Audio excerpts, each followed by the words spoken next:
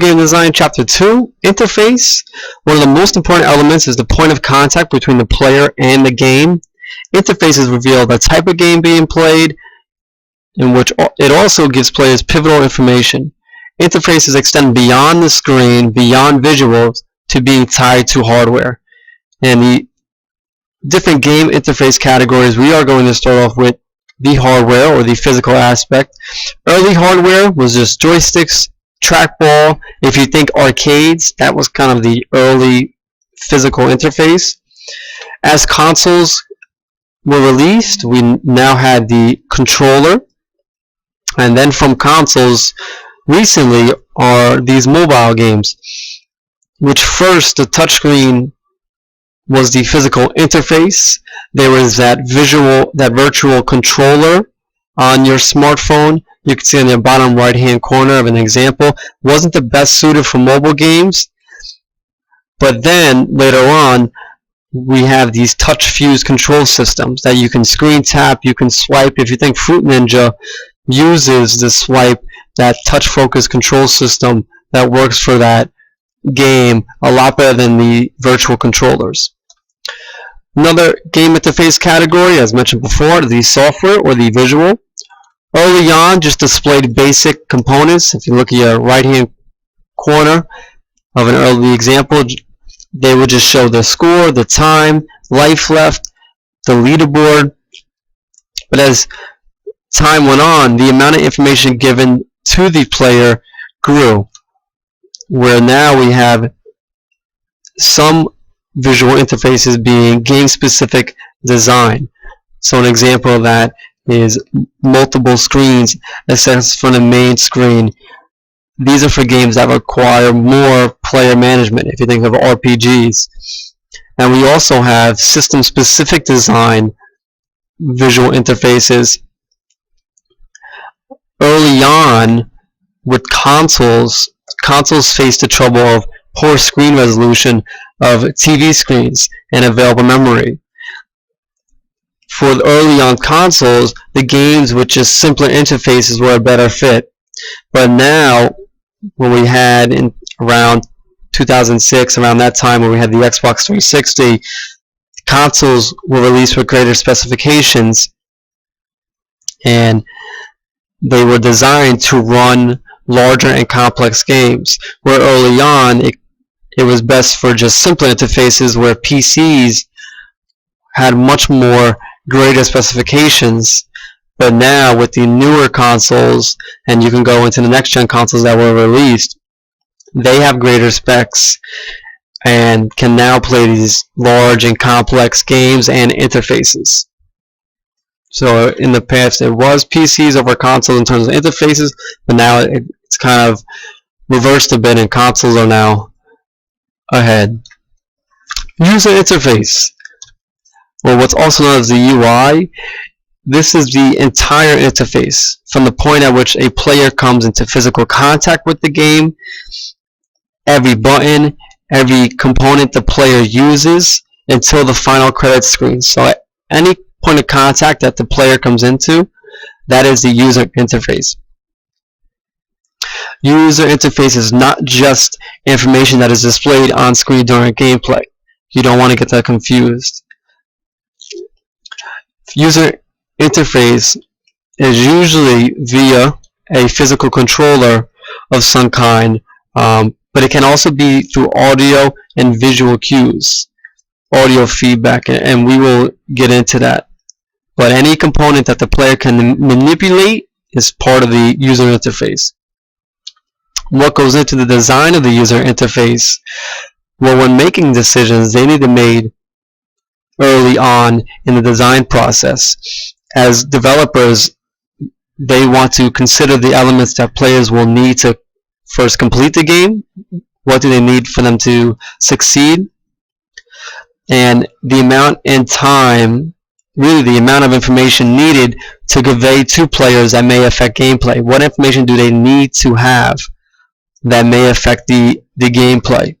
You don't want to have anything left out. And some questions to consider when creating your user interface is, how does the UI fit into your game world per se? Is your user interface going to be external or integrated into the game? External meaning connecting the player to the game. If you think of an integrated user interface, an example is BioShock, where to access different in-game skills, the players must confirm those skills by standing in front of the appropriate machine weapon in the game, and then it would prompt you where you can access that skill. That is a more integrated approach, and in that situation it doesn't sacrifice what's called screen real estate, or what is shown on the screen, because there's only so much visual space that can be taken up. And then does your user interface serve a purpose beyond communicating information to the player? So there's some questions that need to be asked as developers when you're designing your game. Noting a player's progress as they're going throughout the game and they're going through different stages and levels, it's important to consider the goal of the game and how to convey to players how close they are to attain the goal. Players need feedback of how they are doing, especially during gameplay. Some examples of progress that you may have seen while playing is having a map, having a checklist, having a health bar. The key point is to give the players an idea of how far they still have to go. You always want to have some progress shown while the player is playing. More with user interface is navigation, or longer word for just menus. Navigation elements must be easily accessible from the gameplay screen, so such as hardware on the device, whether you click the escape or back button, which would take into account your hardware platforms. So to access navigation elements, when you develop it, you really want to take into account what platform you're on. Okay, escape or back button. Escape would be your PC. Okay, where I have here software on the user interface, save and exit, really for mobile devices. Android devices, for example, the back and home buttons are expected to be integrated, okay, for the gamer. Navigating in and out of a game easily does encourage players to come back. You don't want to feel trapped into playing a game where you can't reset or exit. That's off-putting to gamers. So you always want to give them a way to leave and come back into a game. It can be concealed. It doesn't have to be on the open, such as a pop-up, but you still want it to be easy to access. Instructions. Each new element introduced should come with matching instructions. So each new, whether it's weapon, skill, needs to be included with matching instructions, which would be presented by the user interface. You can have pop-up instructions, questions to ask: do you want it to be optional or required? Do you want to stop the game? Do you want to have slide-on boxes of text? You can have gameplay where the player can't continue unless they demonstrate an understanding of a certain skill. If you think of sports games where you go into the skills to learn the game and you can't move on until you demonstrate a successful throw or catch or example. But with boxes of text, the average person, it takes them 3 to 5 seconds to read and understand a sentence. So something that you need to consider, let me go back to where I was, as game developers.